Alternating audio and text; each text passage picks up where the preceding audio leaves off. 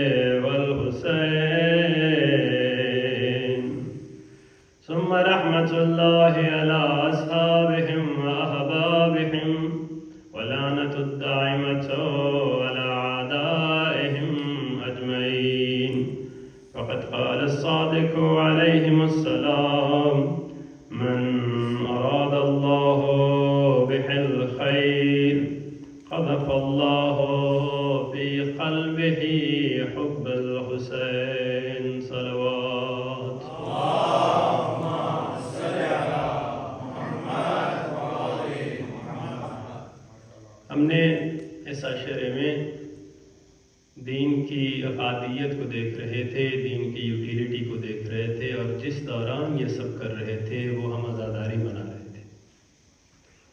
तो एक ख्याल ये भी आता है और एक फ़िक्र ये भी आती है, खुसूसन नौजवानों में और नई नस्ल में, कि क्या वजह है और क्या इल्लत है, क्या ज़रूरत है कि बार बार हर साल हम एक ही चीज़ का तकरार करते रहें, गिरिया करते रहें, रोते रहें। और आज़ादारी का तो बतौर ख़ास जो ताल्लुक़ है, यानी अज़ा का जो पहलू है, उसमें तो आप ज़ालिमीन के किरदार को याद कर रहे होते हैं।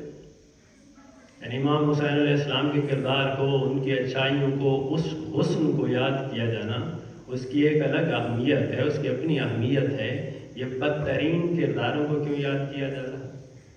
एक चंद बुनियादी सवाल हैं जो जहनों में पैदा होते हैं। और क्यों एक चीज़ जो माजी में हुई है उसको आज हम तकरार किए जा रहे हैं और बार बार उसके मुताल्लिक बात कर रहे हैं? एक बुनियादी सवाल है, बहरहाल हर इंसान पूछ सकता है। और ये सवाल इंसानी सतह पे दूसरे लोगों को, यानी अवाम उन्नास को, हत्ता जो शिया भी नहीं है, हत्ता जो मुसलमान भी नहीं है, उनको किस तरह से दिया जा सकता है और उन्हें इस चीज़ की अफादियत कैसे समझाई जा सकती है? मैं ज़रा इस मौजू की तरफ आना चाहता हूँ, लेकिन उस तरफ आने से पहले मैंने एक हदीस आपके गोशे गुजार किया है कि इमाम सादिक़ अलैहिस्सलाम ये फरमा रहे हैं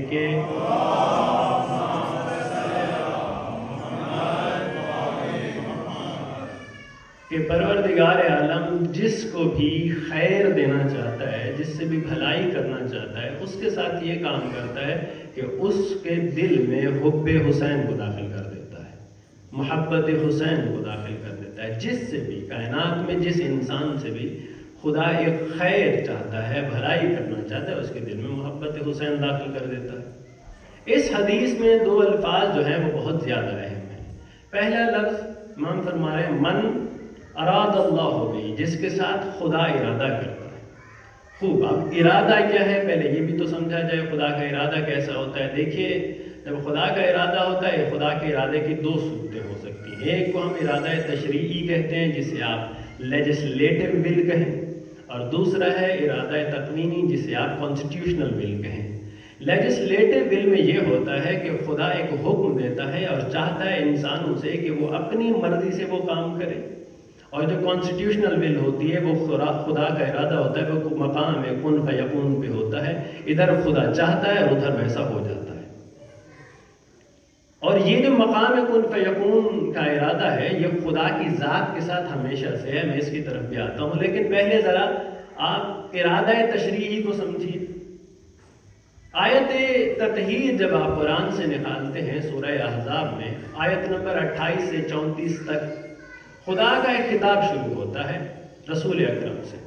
کہا جاتا ہے کہ یا ایھا النبی قل لازواجک، اے نبی اپنی بیویوں کو کہہ دیجیے، ہیں تیری بیویاں، لیکن ابھی جو خطاب کرنا ہے تو نے نبی بن کے کرنا ہے، شوہر بن کے نہیں کرنا۔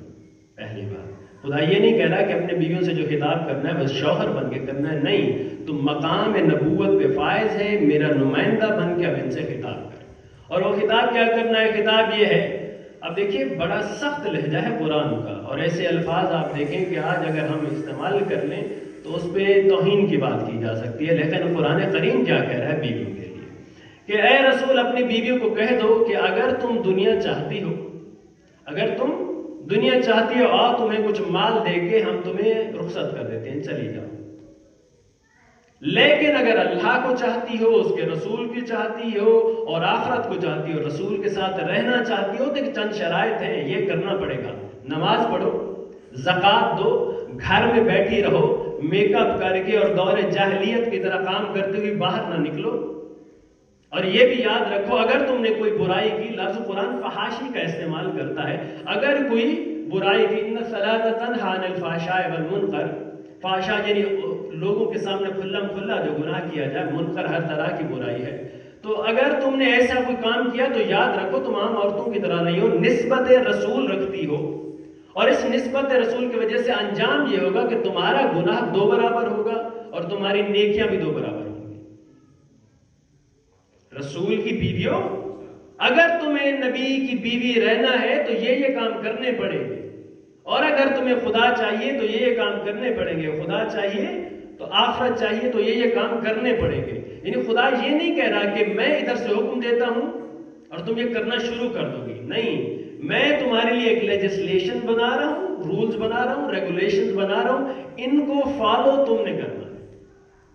اور پھر کہتا ہے خدا کہ تم میں سے جو محسنات ہوں گی، تم سب نہیں، تم میں سے جو نیکوکار ہوں گی، ان کے لیے اجر عظیم ہے، ان کے لیے بڑا اجر ہے۔ خدا نے سب کو گارنٹی نہیں دی، اور خدا نے یہاں پہ ان چند آیات میں 25 بار صیغہ مؤنث کا استعمال کیا ہے، 25 بار، اور بڑا شدید لہجہ ہے۔ اگر آپ خود سے کہیں سے بیان کرنا شروع کر دیں حدیث سے، روایات سے، تو فوراً فتوے لگنا شروع ہو جائیں گے۔ یہ کیا کہا جا رہا ہے کہ رسول کی بیوی ہے اور ان سے بھی فحاشی کی توقع کی جا سکتی ہے، رسول کی بیویاں ہیں اور ان سے بھی بے پردگی کی توقع کی جا سکتی ہے، رسول کی بیویاں ہیں اور وہ بھی بناؤ سنگار کر کے میک اپ کر کے لوگوں کو دکھاتی پھریں گے، ایسے تصور کیا جا سکتا ہے؟ تصور کیا جا سکتا ہے تو ہی تو خدا کہہ رہا، ایسا امکان موجود ہے تو ہی تو کہا جا رہا۔ لیکن یہاں پہ فوراً سوال پیدا ہوتا ہے، اچھا اگر رسول کی قریبی ترین بیویاں ایسی ہیں تو کیا سب جو رسول کے قریب ہیں وہ ایسے کر سکتے ہیں؟ اب خدا کا انداز بدلتا ہے، لہجہ ایک دم سے بدلتا ہے۔ جہاں پہ ایک تحدید کا لہجہ تھا، تنبیہ کا لہجہ تھا، فوراً خدا کہتا ہے انما یرید اللہ لیذھب عنکم الرجس اہل البیت ویطہرکم تطہیرا۔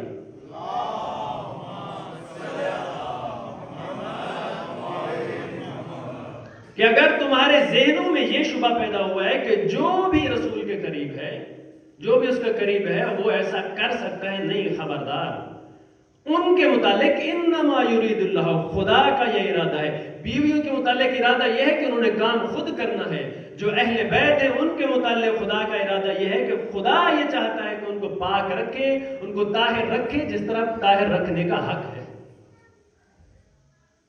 یہ ارادہ تکوینی ہے، یہ کانسٹیٹیوشنل ول ہے، یہ مقام کن فیکون پہ بیٹھ کے خدا بند متعال کہہ رہا ہے کہ چند ہستیاں ایسی ہیں، چند ذوات ایسی ہیں جو اہل بیت رسول ہیں، ان سے امکان بھی نہیں ہے کیونکہ ان کے متعلق خدا بند متعال کہہ رہا ہے. تو ایک کون سی کانسٹیٹیوشنل ول اور دوسری کون سی لیجسلیٹو ول. لیجسلیٹو ول تمام لوگوں کے لیے، رسول کی بیویوں کے لیے، انہیں محسنات بننا ہے اور انہیں خدا تطہیر عطا کرتا ہے. اچھا، اس میں چند اور قرین ہیں. پہلی بات کہ اگر 25 مرتبہ آپ نے مؤنث کر کے مخاطب کیا ہے، میرے سامنے مرد بیٹھے، میں ایک دفعہ مرد کے خطاب کرتا رہوں کیا کر رہے ہو کیا کر رہی ہو، تو اچانک سے کہوں کیا کر رہی ہو، تو فوراً آپ کے ذہن میں آئے گا یہ اچانک کیا ہو گیا. پھر ابھی آپ 30-25 جملے آپ نے بولے مرد کا صیغہ استعمال کر کے، اچانک ایک جملہ بولا جس میں مرد کا ذکر آ گیا. یہ کیوں؟ انکم الرجس. پہلی بات عربی میں یہ ہے کہ جب کلام کیا جاتا ہے ضروری ہے کہ جس مجمع کے بارے میں بات کی جا رہی ہو یا مرد اس میں زیادہ ہو. مثلا آپ مرد بیٹھے ہیں جہاں میں 3-4 اور خواتین آ جائیں تب بھی میں السلام علیکم کہوں گا کیونکہ مرد زیادہ ہے. اور ایک مرد ایک عورت ہے تب بھی میں السلام علیکم کہہ سکتا ہوں کیونکہ مرد بالغلبہ ہے. اور اگر ایسا نہ ہو، خواتین زیادہ ہوں، تو بہتر کیا ہے میں کیا کہوں؟ السلام علیکم نہ، کیونکہ خواتین زیادہ ہے. تو اب یہاں پہ اگر آپ اہل بیت میں دیکھیں 4 مرد ہیں اور 1 خاتون ہے.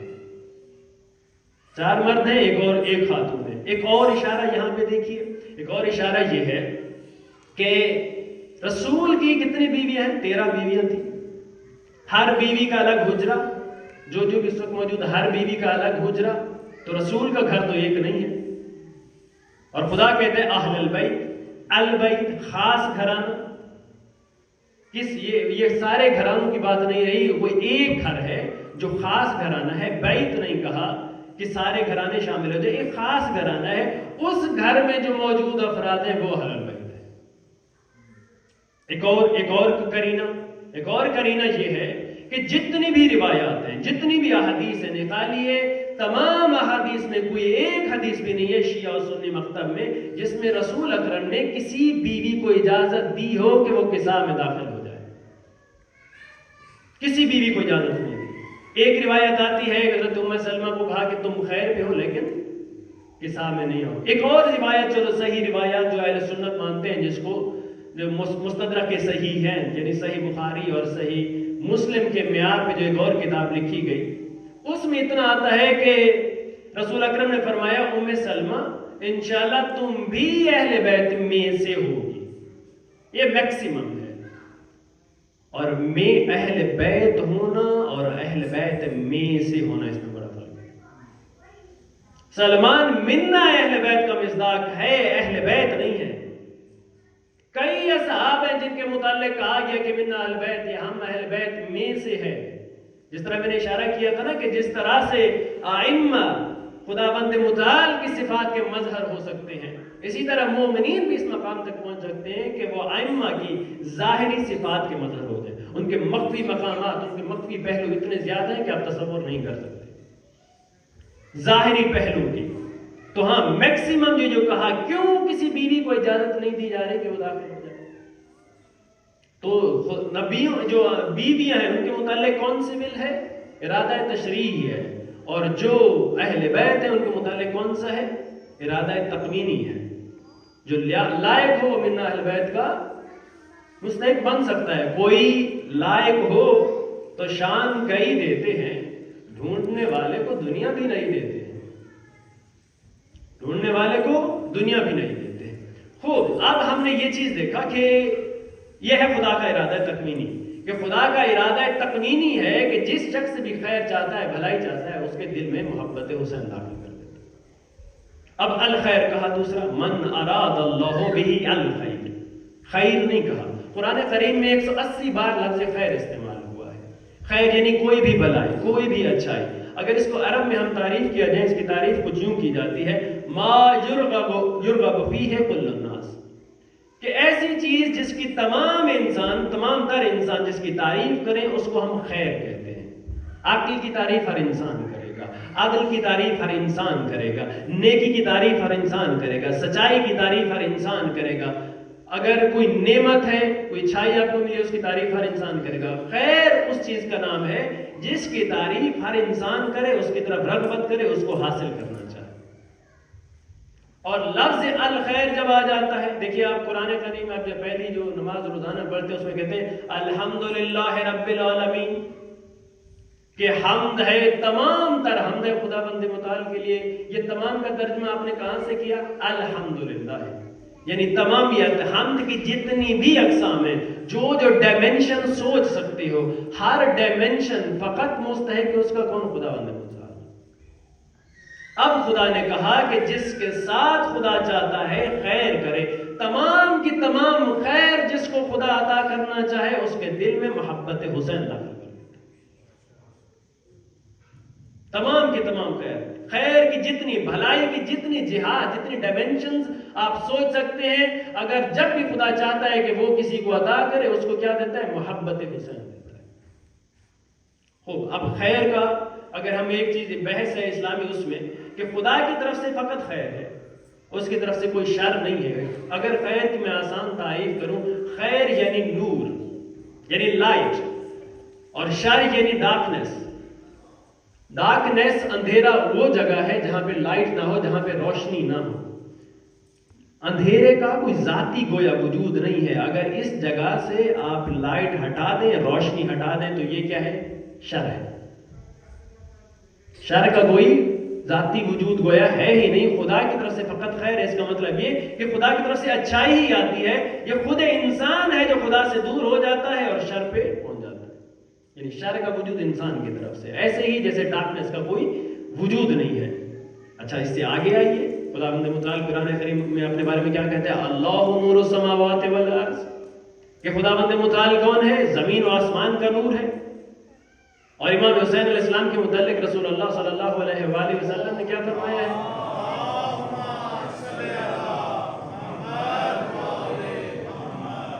فرمایا ان الحسین مصباح الہدی, کہ حسین کون ہے؟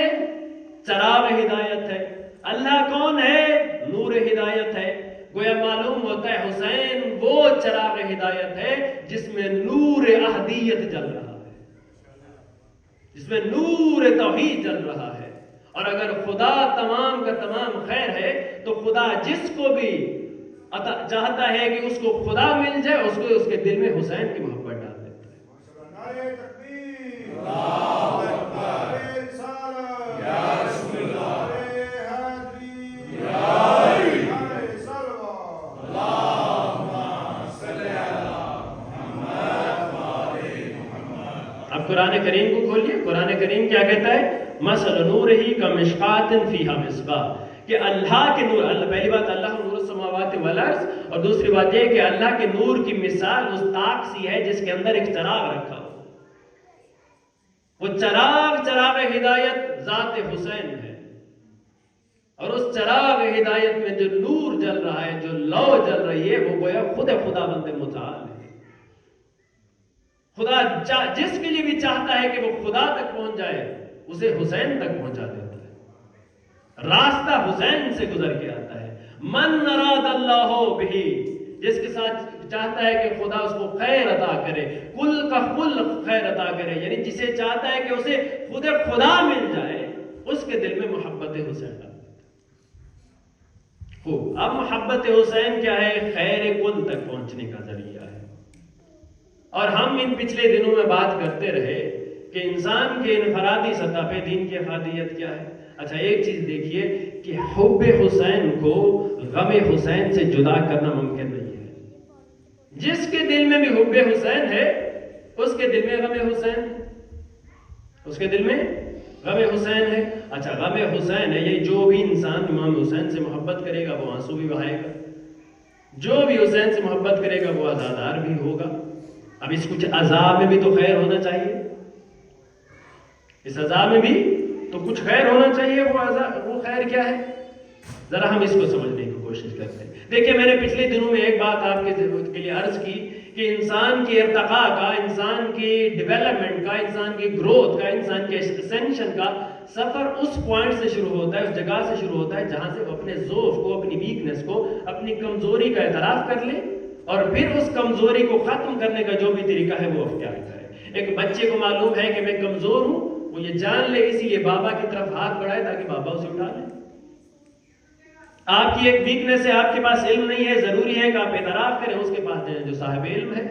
میں بیمار ہوں، میری کمزوری ہے، ظاہر ہے، میں جاؤں اس کے پاس جس کے پاس شفا ہے، جس کے پاس علاج ہے۔ اگر انفرادی سطح پہ ارتقاء انسان یہ ہے تو اجتماعی سطح پہ کیا ہوگا؟ اگر میں چاہتا ہوں کل انسانیت کی خیر حاصل ہو جائے اور انسان جو ہے وہ بدترین مشکل سے بچ جائے تو اس کے لیے بھی کیا ہوگا؟ اس کے لیے بھی یہی ہے کہ پہلی بنیاد، پہلا point, the first thing that you need to realize, the first thing that you have to recognize and accept is the vicious side of human beings. کہ انسانی ذات کی ایک ویشیس سائڈ ہے، نیگیٹو سائڈ ہے، منفی ترین شکل ہے، اور جب تک انسان اس ویشیس سائڈ کو ریکگنائز نہ کرے، اس کو نہ جان سکے، انسان انسانوں کو بربادی سے نہیں بچا سکتا۔ اس کی مثال یوں لیجئے، اس ماضی میں ورلڈ وار ہوئی اور ہٹلر نے کہا بہت مظالم کیے، چائنا میں بہت سے مظالم ہوئے، اگر ان مظالم کو یاد نہ رکھا جائے تو انسان کبھی یہ جان ہی نہیں سکتا how negative and how vicious I can be. And there is a real utility in recognizing that vicious side of human being. That is the starting point of human growth. کیونکہ اگر آپ یہ جان لیتے ہیں، آپ اقرار کر لیتے ہیں کہ انسان اس قدر بھی بدترین ہو سکتا ہے، یہ انسانی حیوانیت کی بدترین شکل ہے، تو آپ پہلی چیز جو کرتے ہیں کہ مجھے اس چیز کو ریپیٹ نہیں کرنا۔ دوسری بات، آپ خود کو ڈس ایسوسیٹ کرتے ہیں، یعنی تبرہ کرتے ہیں۔ اگر میں اسلامی مذہبی زبان میں استعمال کروں، اس میں تبرہ کرتے ہیں، آپ اس کے ساتھ ڈس ایسوسیٹ کرتے ہیں۔ اگلی بات کیا کرتے ہیں؟ ہر اس کردار کو، ہر اس شخص کو جس میں یہ انسانی بدترین کردار ظاہر ہوا، آپ اس پہ لعنت کرتے ہیں، اس پہ ملامت کرتے ہیں۔ اگر انسانوں میں یہ تصور ختم ہو جائے اور وہ کہے کہ وہ ماضی ہے، اسے ماضی میں رکھو، وہ قصہ پارینہ ہے، وہ قصہ ماضی ہے، اگر یہ سمجھتا رہے وہ ماضی ہے تو بہت possibility, there is a real possibility that the same character, that the same thing would be repeated in the future, in the present, just now, right now, here. There is a real possibility. The only way to impede the reoccurrence of all that vicious side, the vicious dimension of human being, is to keep on educating the next generation. This is what was done by the past generation. اگر ان کے ذہن میں یہ نقشہ بیٹھ جائے کہ یہ اس قدر برا تھا اور انہیں یہ سمجھ آ جائے کہ دیکھیے انسان کو کبھی معلوم ہی نہیں ہوتا میں کس قدر بدترین ہو سکتا ہوں، کون سی سطح کس حد تک میں نیگیٹو جا سکتا ہوں، لیکن جب انسان ماضی کے کرداروں میں یہ دیکھتا ہے، وہ کریکٹرز، انسان سمجھ جاتا ہے کہ انسان کس قدر برا ہو سکتا ہے۔ اگر ہم اب کربلا کی تاریخ اٹھائیں، کربلا کو دیکھیں، ایک طرف آپ سیکنڈ ورلڈ وار کے مظالم کو دیکھیں، تھوڑی سی ذرا ڈیپ گفتگو ہے لیکن اس کو ذرا سنتے رہیے گا۔ انسانی سطح پہ یہ وہ باتیں ہیں حتیٰ آپ کسی غیر مسلم سے بھی بات کر سکتے ہیں، اسے بتا سکتے ہیں۔ There is a real utility in recognizing and accepting the vicious dimension of human being. That is the starting point. That is the origin of growth of humanity. یعنی میرے لیے آزاداری میں فلاح انسانیت ہے، میں اس نظر سے اس کو دیکھ رہا ہوں۔ دیکھیے اگر آپ ہٹلر کے اور ان تمام مظالم کو دیکھیں اور اس وقت جتنے بھی پاسبلٹیز تھیں ظلم کی، ان ساری جہاد کو دیکھیں، ان تمام چیزوں کو دیکھیں، تو آپ کو یہ نظر آتا ہے کہ انسان کے پاس جس قدر ہتھیار تھے، جس قدر وسائل تھے، شاید اتنے استعمال نہیں ہوئے، اس سے بہرحال کم ہوئے۔ اور کربلا کو اگر دیکھیں، ظلم کی ہر انتہا جو کی جا سکتی ہے، جس سطح تک اس زمانے میں ہر طرح کا ہتھیار، ہر چیز، انسانی بدترین شکل جو ظہور کر سکتی ہے کسی بھی مقام پہ، وہ کربلا میں ظاہر ہو گئی۔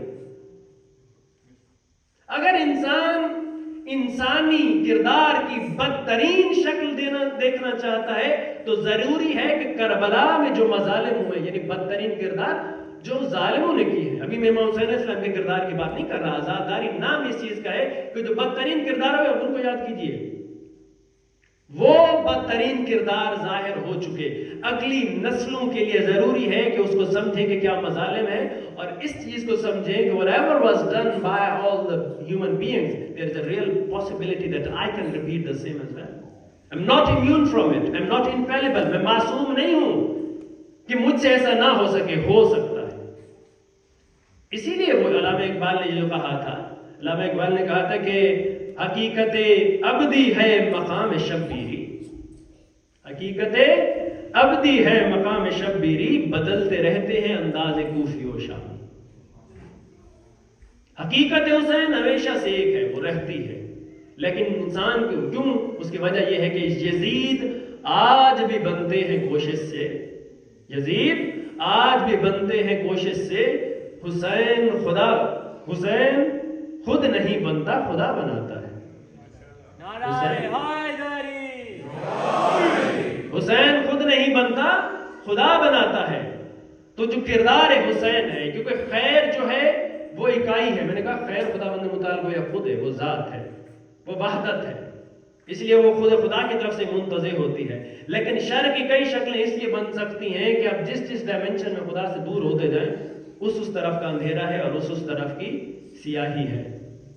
تو اگر ہم نے یہ دیکھ لیا کہ اس میں ریئل ایک ویلیو ہے، اور آپ یہ جان سکتے ہیں، اگر میں اس ویسٹرن اسکالر کو کوٹ کروں، ڈاسٹویسکی، وہ کہتا ہے کہ there is only one way to salvation and that is to make yourself responsible for all men's sins. کہ ذمہ دار بنو، یہ سمجھو کہ جو کچھ بھی کسی انسان نے ماضی میں کیا ہے، سمجھو کہ تم بھی اس کے ذمہ دار ہو. یہ جو تصور امر بالمعروف ہے، تصور نہی عن المنکر ہے، یہ کیوں ہے؟ قونا للظالم قسما وللمظلوم عونا، کہ ظالم کے جو تم ہے اس کے دشمن بنو اور مظلوم کے جو ہے تم مددگار بنو. کیوں بنو؟ کیونکہ جو انسان کہیں کرتا ہے اس کا اثر پوری انسانیت تک آتا ہے، وہ جدا نہیں ہوتا، وہ آپ سے مربوط ہے، وہ آپ سے ربط رکھتا ہے. یہی ایک ڈاسٹویسکی یہ کہہ رہا ہے، ڈاسٹویسکی، کہ اگر انسان کی نجات کا واحد ذریعہ یہ ہے کہ جو بھی انسان نے جو اعمال انجام دیے ہیں، جو بھی برے کام کیے ہیں، وہ سمجھے میں اس کا ذمہ دار ہوں، اور اس ذمہ داری کا طریقہ یہ ہے کہ ظالم کا دشمن بن جائے، عملی طور پہ دشمن بن جائے، اس کا تذکرہ کرے. اور کوئی بھی نسل، کوئی بھی یزیدی یہ نہ سوچ سکے کہ یہ قصہ پارینہ تھا، یہ قصہ ماضی تھا. نہیں، جس نے کیا ان پر بھی لعنت، اور جو اس سے راضی ہو گیا اس پر بھی لعنت. یہ زیارت عاشورہ میں یہی نہیں کہتے آپ کہ جو اس سے راضی ہو گیا، جو اس سے مطمئن ہو گیا؟ کیوں؟ جو سٹارٹنگ پوائنٹ ہے، جو بنیادی مقام ہے، جس مقام سے یہ پاسبلٹی بن سکتی ہے کہ یہ ظلم دوبارہ سامنے آئے گا اور ظہور کر سکتا ہے، وہ اس کا نقطہ آغاز یہ ہے کہ لوگ اس سے مطمئن ہو جائیں، لوگ اس سے مطمئن ہو جائیں، لوگ بے خوف ہو جائیں، اسے قصہ ماضی سمجھنے لگیں. جس مقام سے آپ ان کو کہیں وہ چلے گئے اور کوئی بات نہیں، شخص چلے گئے، کردار نہیں چلے گئے، کردار اب بھی لوٹ سکتے ہیں، کردار اب بھی پلٹ سکتے ہیں. اور اگر انسانوں کو یہ اتنی بنیادی بات سمجھ نہیں آتی، آ جاتے ہیں بارے واللہ یہ دین نہیں ہے، پتہ لے بے کر نہیں ہوتا، واللہ یہ دین نہیں ہے. یعنی انسان تو سمجھ ہی نہیں ہے، تو فہم ہی نہیں ہے کہ انسانیت کی فلاح کس طرح سے ممکن ہے. اگر آج آپ یہ مظالم کو، تمام مظالم کا جو ہٹلر اور باقی افراد کرتے رہے، مغرب میں وہ تذکرہ چھوڑ دیں، ریئل پاسبلٹی، اور جس قدر خطرناک انسان آج ہو چکا ہے، جتنے آلات اس کے پاس آ چکے ہیں تباہی کے، اب سوچئے کہ کربلا میں جس قدر ہوا، تمام تر ہتھیار اس دنیا میں استعمال ہو جائے، کیا انسانیت کی بقا ممکن ہے؟ آپ کر لیں تمام ہتھیار، جس طرح کربلا میں ہر طرح کا ہتھیار استعمال ہو گیا، اور ہر ظلم جو اس وقت پاسبل تھا، آج ہر جو ظلم آج پاسبل ہے اس کو ریپیٹ کر کے دیکھیں، اور کیا انسانیت بچ سکتی ہے؟ چھوڑ دیجئے دین کو، چھوڑ دیجئے اسلام کو، یہ دنیا بچے گی؟ جس قدر انسان جس قدر ارتقا کر چکا ہے. لہذا وہ خوف رہنا چاہیے، وہ خوف رہنا چاہیے کہ جو ماضی میں اگر آپ کیا بھلایا نہیں جائے گا، اس پہ تبرہ بھی ہوگا، اس پہ لعنت بھی ہوگی، انسانوں کی لعنت ہوگی، خداوند متعال کی لعنت ہوگی، فرشتوں کی لعنت ہوگی، کل مخلوق کی لعنت ہوگی، تا ابد ہوگی. اور جب یہ خوف ذہنوں میں رہے تو یزیدیت پھر سامنے نہیں آتی. وہ شاعر نے کیا خوبصورت ایک شعر کہا ہے کہ یزیدیت کے ماتھے پہ جو پسینہ ہے، یزیدیت کے ماتھے پہ جو پسینہ ہے خدا کا خوف نہیں، یہ ڈر حسین کا ہے. خدا کا خوف نہیں، یہ ڈر حسین کا ہے. یہ خوف ہے، یہ ڈر ہے ذات امام حسین کا اور اس عزاداری کا جس کی وجہ سے آج یزیدیت دوبارہ سر نہیں اٹھا سکتی. اگرچہ تھوڑی سی دقیق ہے لیکن بہرحال مجھے لگتا ہے کہ آپ کو اچھی لگ رہی ہوگی. خوب، تو یہ ڈر رہنا چاہیے. حتیٰ تشیع کی بقا اسی میں ہے. انہوں نے ہمیں ہر اس کردار سے جس نے گویا یزید سے بھی بڑے مظالم کیے ہمیں روکا، ہم ان کے خلاف بات نہ کریں.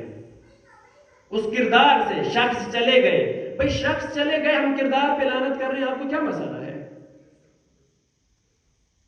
ٹھیک ہے، مان لیا شخص کا جو مسئلہ ہے وہ خدا کے ساتھ ہے، ابھی ہم کردار کی بات کر رہے ہیں. یہ جو بدترین کردار، اچھا بدترین کردار کیا ہوتا ہے ذرا تعریف کیجئے. سب سے بڑا ظلم جو انسان کر سکتا ہے وہ کیا ہے؟ What is the greatest immorality that a human being can commit? What is that? قتل کرنا، کچھ اور کرنا، لیکن کس کا قتل کرنا؟ قتل سارے برابر تو نہیں ہے، لوگ ہزاروں قتل ہوتے ہیں. اب ہر قتل پہ دکھ برابر نہیں ہوتا. کیوں نہیں ہوتا؟ بچے کا قتل ہو ظلم غم زیادہ ہوتا ہے، بڑے کا قتل ہو غم کم ہوتا ہے. کیا ہوتا ہے؟ The definition of greatest morality is killing someone exactly because of him being the greatest example of morality. اگر کوئی کردار انسانی کی بلند ترین سطح پہ ہو تو بدترین کردار یہ ہوگا کہ اسی شخص کو ہی قتل کر دیا جائے. اس سے بڑا ظلم آپ تصور نہیں کر سکتے. انسانی جہت کی کہ ویشیس ڈائمنشن، اس سے بڑی آپ تصور ہی نہیں کر سکتے کہ کسی کو صرف اس وجہ سے مار دیا جائے. اس سے بڑی میرالٹی آپ کنسیڈر ہی نہیں کر سکتے کہ کسی کو اس وجہ سے قتل کیا جائے کہ وہ کردار کی سب سے بلند ترین سطح پر، وہ کردار کی اپنے زمانے میں بلند ترین سطح پہ ہو اور اس کے کردار کی وجہ سے ہی اسے قتل کر دیا جائے. اس سے بڑی موریلٹی آپ کمنٹ نہیں کر سکتے. کربلا میں جو ہوا ہے there isn't any more vicious dimension. اس سے زیادہ vicious dimension نہیں ہے. کیوں؟ جو مارنے والے تھے وہ جانتے تھے یہ نواسہ رسول ہے، جانتے تھے یہ کردار کی اعلیٰ ترین سطح پہ. شب عاشور امام نے کہا تھا کہ عمر سعد سے کہو آج جنگ ٹال دے. وہ جانتا ہے کہ مجھے عبادت سے، مجھے استغفار سے، مجھے خدا کی عبادت کرنے سے، قرآن کریم سے کس قدر محبت ہے.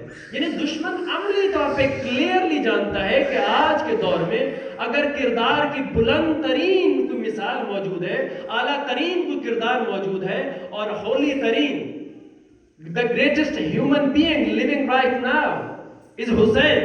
اب آپ اس کو قتل کرتے ہیں اور قتل بھی اس طرح سے کرتے ہیں کہ جو آپ ظلم کی بدترین شکل جو انسان سے ظہور ہو سکتی ہے، انسان سے ظاہر ہو سکتی ہے، آپ اس طرح سے اسے قتل کرتے ہیں. اس سے بڑا ظلم آپ تصور نہیں کر سکتے. میں اس زمانے کی بات کر رہا ہوں. آپ بعد کے جتنے مظالم دیکھیے، اس زمانے میں کربلا میں ظلم کی جتنی پاسبلٹیز ہیں، ہتھیار کی جتنی اقسام ہیں، لے آئیے سارے، سب کچھ استعمال ہوگا.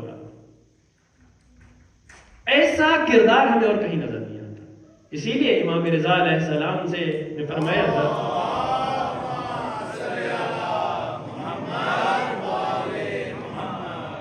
امام نے فرمایا کہ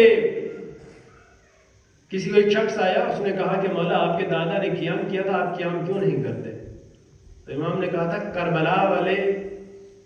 کربلا والوں کی طرح نہ پہلے کوئی آیا ہے نہ کوئی بعد میں آئے گا. وہ اپنی مثالات ہیں. امام نے بھی کہا تھا کہ جس طرح سے مجھے اصحاب ملے ہیں وہ نہ میرے بابا کو ملے ہیں اور نہ میرے نانا کو ملے ہیں.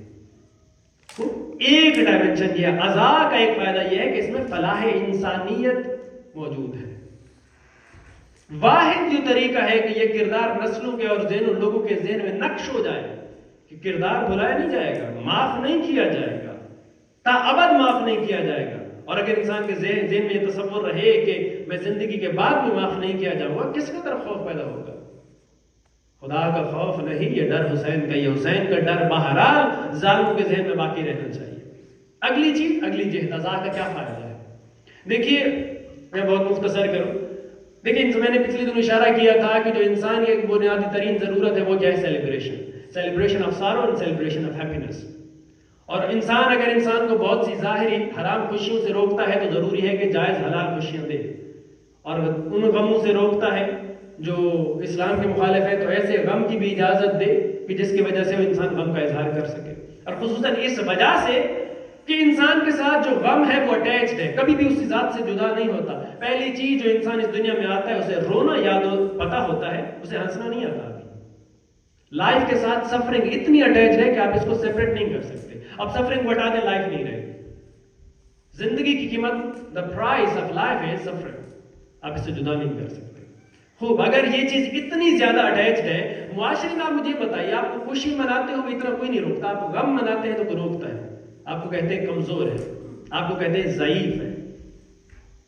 اسلام کا جو تصور خوشی اور غم ہے اس میں یہ ہے کہ فقط خوشی نہ ہو بلکہ اس میں انسان کو احساس افتخار بھی ہو، انسان کو احساس عزت بھی ہو، انسان کو احساس وقار بھی ہو. اور انسان جب خوشی منائے اس کے بعد وہ عزت کے ساتھ، ڈگنیٹی کے ساتھ، احترام کے ساتھ خود اپنی عزت کا بھی قائل ہو، پوری جرت کے ساتھ یہ کہہ سکے میں نے خوشی منائی ہے. اگر اسے کہیں شرمندہ ہونا پڑے اسلام کہتا ہے ایسی خوشی نہ مناؤ. غم کا بھی یہی ہے، غم وہ نہ مناؤ جس کی وجہ سے لوگ تمہیں کمزور کہیں، ضعیف کہیں، کمتر کہیں. غم وہ مناؤ جس کی وجہ سے لوگ تمہارا احترام کریں. اور خاص طور پہ اگر معاشرے میں دیکھیے خوشی منانا آسان ہے، غم منانا مشکل ہے. آپ آنسو بہائیں گے لوگ آپ کو کمزور سمجھتے ہیں. ٹیبو ہے سوسائٹی میں غم منانا، آنسو بہانا ٹیبو ہے.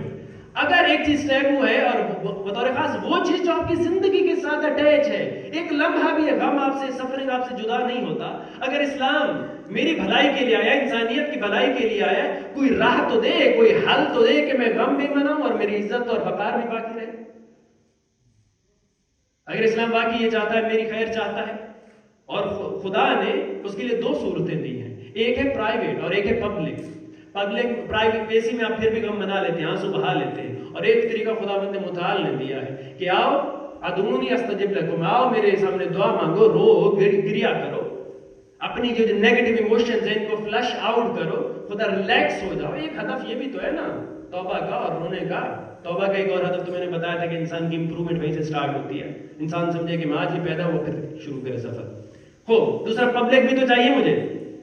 آدم اللہ اجورنا واجورکم بمصابن الحسین. کون سی قوم ہے جہاں پہ اجتماعی طور پہ گریا ہو اور پھر بھی لوگوں کو اس پہ افتخار ہو؟ یہ آسان ہے انسانی سوسائٹی میں. اس پوری کائنات میں مجھے بتائیے کون سی سوسائٹی ہے جہاں پہ یہ تصور اجاگر کیا جائے کہ رونا باعث عزت ہے، باعث وقار ہے، باعث افتخار ہے، باعث ثواب ہے، اور لوگ اجتماعی طور پہ روئیں اور جو جتنا زیادہ روئے اس کو اس قدر احترام ہو، اس کی اس قدر قدر ہو. یعنی آپ دیکھیں اس نعمت کو دیکھ رہے ہیں کس قدر عمیق ہے یہ نعمت، کس قدر گہری ہے یہ نعمت. انسانیت کو بھی بچا رہی ہے، فرد کو بھی بچا رہی ہے. ایک ایسی چیز جو سفرنگ انسان کے ساتھ اٹیچڈ ہے اس کو فلش آؤٹ کرنے کا اتنا آسان طریقہ دے رہی ہے. آزاداری میرے لیے یہ معنی رکھتی ہے، ہمارے لیے یہ معنی رکھتی ہے. یہ جو واللہ یہ دین والے آ جاتے ہیں انہیں معلوم ہی نہیں، انہیں سمجھ ہی نہیں ہے، نہ انسانیت کی سمجھ ہے، نہ فلاح کی سمجھ ہے. اسی لیے امام جعفر صادق علیہ السلام نے فرمایا تھا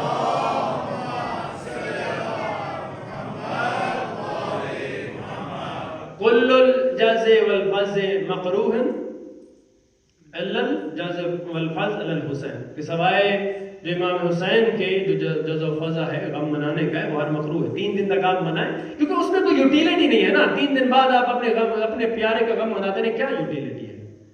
ہاں اگر کوئی بڑی شخصیت چلی جائے اس کے کردار کو یاد رکھنا یہ الگ بات ہے، لیکن میرا ایک شخصی رشتہ دار ہے، انسانیت کے لیے اس میں کیا یوٹیلیٹی ہے، میرے لیے اس میں کیا یوٹیلیٹی ہے؟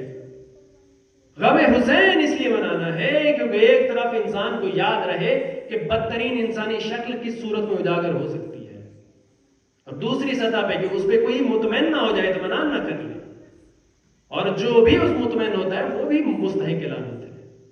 زیارت عاشورہ ایسے تو نہیں ہے کہ آپ صرف ہم اپنا غصہ اور غم ہے، ہیٹریڈ نکال رہے ہیں، نہیں، اس میں ہماری افادیت ہے. انسانوں کو آسانی سے یہ باتیں سمجھ نہیں آتی، دقیق ہیں، مشکل ہیں، انسان بور ہو جاتا ہے سمجھنے کے لیے. اس لیے ضروری ہے کہ اس کو مذہب کی زبان میں، سیکرڈ لینگویج میں، نسلوں میں ٹرانسفر کیا جائے. اور یہ ذمہ داری لی ہے زینب کبریٰ نے. دیکھیے، ہم ظلم پہ نہیں روتے. ہم اس لیے نہیں روتے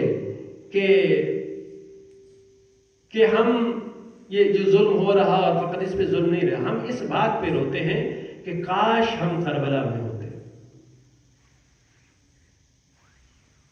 یاد آئی تو نہیں؟ كنت معكم فافوز فوزا عظیما، کہ اگر ہم کربلا میں موجود ہوتے تو اس طرح گریہ نہ کر رہے ہوتے.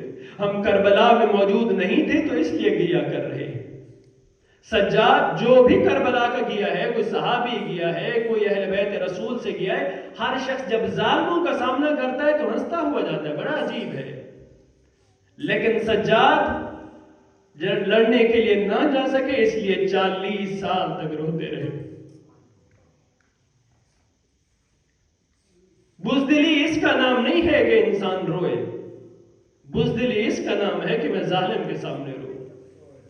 شجاعت اس کا نام ہے کہ مجھے ظالم کے ساتھ لڑنے کا موقع نہیں ملا. وہی جو میرے مولا سجاد کر رہے تھے کہ لڑنے کا نہیں موقع ملا تو 40 سال تک رو رہے ہیں. فقط رو رہے ہیں، خون کے آنسو بہا رہے ہیں. مدینہ میں اب دیکھیے، علامہ علی نقی نقطن خدا ان پہ رحمت فرمایا کرتے تھے، تو آج تو تم آسانی سے غم منا لیتے ہو، آزاداری کر لیتے ہو، لیکن ذرا میرے مولا سجاد کو دیکھو کہ کس طرح سے آزاداری کو مجلس حسین برپا کی ہے. جب بھی کوئی پانی لے آتا، مولا چھت پہ بیٹھے ہیں اور ایک شخص سے پانی لے آتا ہے، غلام پانی لے آتا ہے، مولا پانی کو دیکھتے ہیں، آنسو بہانا شروع کر دیتے ہیں. اس قدر روتے ہیں کہ وہ پانی مذاب ہو جاتا ہے. اب پانی کو بہا دیا جاتا ہے. کہنے والے کہتے ہیں کیا ہوا؟ بارش ہو رہی ہے. کہا نہیں، یہ میرے مولا سجاد کے آنسو بہ رہے ہیں. یہ پانی بہتا جاتا ہے، آزاداری ہوتی جاتی ہے. یہ ہے سجاد کی مجلس. سجاد بازار میں جاتے ہیں، قصاب کے سامنے سے گزرتے ہیں تو اس سے پوچھتے ہیں ذرا یہ تو بتانا، یہ تو نے ذبح کرنے سے پہلے اس جانور کو پانی بھی پلایا تھا؟ کہا مولا میں مسلمان ہوں. سجاد کا رخ فوراً کربلا کی طرف ہو جاتا. بابا آج مسلمان جانوروں کو بھی پانی پلا رہے. آئے میرے بابا، آپ کو تو پیاسا ذبح کیا گیا. پھر میرے مولا پوچھتے ہیں اچھا یہ بتاؤ کہ ایسے ذبح کرنے سے پہلے چھری کو تیز بھی کیا تھا کہ جانوروں کے سامنے تو ذبح نہیں کیا تھا؟ کہا مولا میں مسلمان ہوں. میرے مولا کا رخ پھر کربلا کی طرف ہو جاتا. بابا یہاں جانوروں کے لیے بھی چھریاں تیز ہو رہی ہے. آئے میرا مظلوم بابا، شمر تجھے کند خنجر سے ضربے مارتا رہا. میری پھپھی زینب دور کھڑی دیکھتی رہی، میری سکینہ دور کھڑی دیکھتی رہی. سجاد کو لڑنے کا موقع نہ ملا. سجاد 40 سال تک روئے. چلا چلیے زینب کبریٰ کے پاس شب عاشور آئی ہے. میرے مولا حسین بتاتے ہیں زینب میں کل چلا جاؤں گا، میں کل شہید ہو جاؤں گا. روایت کہتی ہے زینب برداشت نہیں کر سکی، زینب بے ہوش ہو گئی. لیکن وہی زینب ہے. شام غریبہ آتی ہے، مولا سجاد کو اونٹ پہ بٹھا کے لے جایا جا رہا.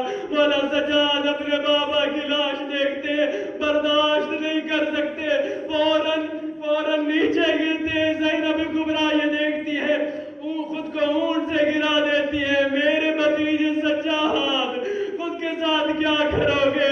ادھر سیدہ زینب اونٹ سے گرتی ہے. میرے مولا سجاد فوراً متوجہ ہوتے ہیں. پھپھی اماں یہ آپ کے اپنے ساتھ کیا کر رہی ہے؟ جناب زینب کبریٰ کہتے ہیں سجاد اپنی حالت تو دیکھو، اگر یہ حال رہا تو تم زندہ نہ رہ سکو گی. زینب کبریٰ نے سجاد کو بھی بچایا تھا، زینب کبریٰ نے حسین کو بھی بچایا تھا.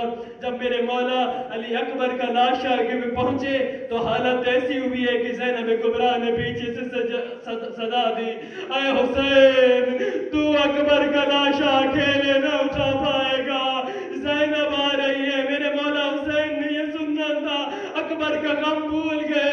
زینب تو خیمے میں رہے، جب تک حسین زندہ ہے تجھے باہر آتا دیکھ کے برداشت ہے. اے میرے مولا حسین کاش آپ شام غریبہ میں ہوتے اور دیکھ دیکھتے کہ میری بیویوں کی چادریں کس طرح نیزوں سے اٹھائی جا رہی.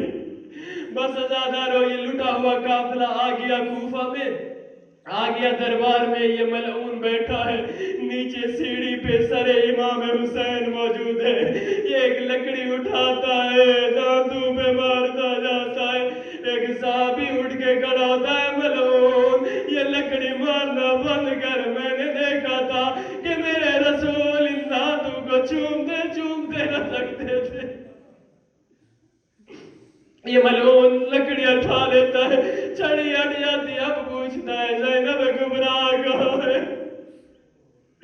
آئے کبھی یہ دن آتا کہ زینب کبریٰ اس شرابی کے دربار میں زینب کبریٰ سامنے آتی ہے. ملعون تو نے ہمارے حسین کو قتل کیا، تو نے اہل بیت رسول کو قتل کیا. پھر یہ مخاطب ہوتا ہے کہ کہہ اپنے حسین کہاں ہے؟ میرے مولا سجاد سامنے آتے ہیں. یہ کہتا ہے میں نے تو سنا تھا علی اپنے حسین کربلا میں ذبح ہو گئے. کہا وہ میرا بھائی علی اکبر تھا جس کے سینے میں برچی لگی تھی، اور میرے بابا اس برچی کو دیکھ کے کوئی آنکھوں سے ماروں. یہ ملعون کہتا ہے اس علی اپنے حسین کو قتل کر دو. زینب کبریٰ سامنے آتی ہے. اے ملعون اگر تو نے سجاد کو قتل کیا پہلے تجھے مجھے قتل کرنا پڑے گا. کچھ لوگ کھڑے ہو جاتے کہتے ہیں ملعون اگر تو نے خاتون کو قتل کیا ہم تیرے خلاف جہاد کریں گے. اللہ جانے یہ ظالم یہ لوگ مدینہ میں کہاں تھے جب ایک شخص آیا تھا فاطمہ الزہرا کے دروازے پہ اور کہا تھا علی کو باہر نکالو ورنہ اس دروازے کو آگ لگا دی جائے گی. اندر سے آواز آئی تھی چاہے فاطمہ الزہرا بھی موجود ہو. کہا اگر فاطمہ بھی موجود ہو تب بھی ہم رحم نہ کریں گے.